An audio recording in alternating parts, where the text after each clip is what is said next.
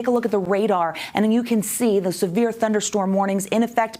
Brand new lightning until 5:30. We're talking Layton, Kaysville, Bountiful, Centerville. You're getting hit first, and it is now pushed off the Great Salt Lake, this line of severe storms with 60-mile-per-hour winds, and they are on the way. Look at Tooele County just getting walloped. There's a tremendous amount of lightning with these storms on top of very strong winds, quarter-sized hail, and heavy rain. This is where we tend to see very strong storms tapping into monsoon moisture and causing flood issues, which is what we expect as we get through the next 20 minutes. So these storms and these warnings have been in effect. As we look at the forewarn radar right now, we get that closer view. You can see a majority of the Wasatch Front now, even from Ogden all the way into Tooele County, which will slide east into Utah County as Eagle Mountain gets hit again. They had a flash flood warning yesterday. Here's some more heavy rain being doled out by these storms, and they are on the move. Now, it's not just northern Utah. Central and south central Utah have seen strong storms. Castle Country, it's raining. Sunnyside through Green River over I-70. This also includes towards Salina, Loa, Antimony, the higher elevations in south central Utah, and further south. We've got several flash flood warnings in effect. On top of that, these storms are tracking east towards the Four Corners, Monticello, Blanding, and Grand County. A very active afternoon. We talked about severe potential, and how about that for a flash flood warning? These are all of the areas that are impacted, mainly focusing on Garfield and King County with these warnings. Several of them in effect until 7:30, 8:45, 9 p.m. So the next several hours with these drainages being overwhelmed by the rain coming through. This includes places like Kodachrome Basin State Park, Cannonville, Egypt Slot Canyon, the Upper Escalante River, Buckskin Gulch, all of the lower elevations and typically dry washes in this area.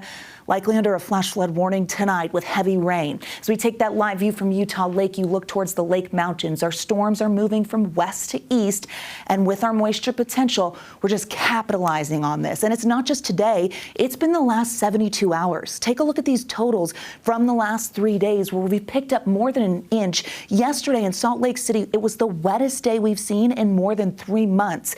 Last time we saw moisture like that was back May 5th, 1.33 inches in Scipio, Heber getting more than 1.25 inches, 8/10 in Kaysville, Sandy, all these numbers going up, 4/10 at the airport, and that's on the rise as these severe storms impact Salt Lake County and the Wasatch Front. Monsoon potential with that southerly flow just funneling moisture in because of the positioning of the high, and then we get a disturbance that allows for that lift, which is what we're seeing. 80s. Watch these numbers fall in the next 15 minutes, folks. It's 80 degrees in Salt Lake City. We've already started to see those numbers drop, and they'll continue. 75 in Provo, 80s in Ogden, 70s in Green River, 60s in Price and Emory, where those strong storms are overhead. Compare that to 100 in St. George, where drier conditions have moved into the southwest corner of the state. We've got 70s out there. Taking a look at the future cast, these storms hold on in northern Utah and central Utah as we get through the rest of tonight. We lose daytime heating,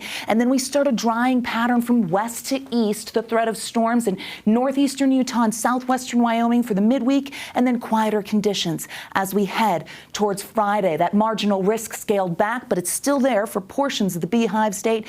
A general risk for the Wasatch Front with isolated storms. Here comes that drier air. We're watching that trough move out of here.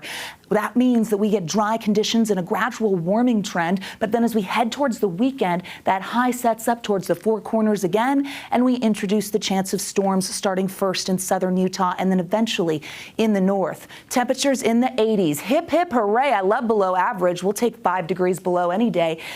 Well, in August. 80s and 90s on the eastern side of the state, triple digits in St. George. We're hustling through dry conditions, holding steady for the next few days. There are those storms that come on back late weekend and into early next week. We're also going to see that pattern for the Wasatch Front as we hit those low 90s. Severe thunderstorm warning in effect right now until 5:30. You're probably seeing the rain if you're watching from along the Wasatch Front. It's quite a sight, too, watching that system come in. It's a wall of storms at this point, packing a strong punch. Okay.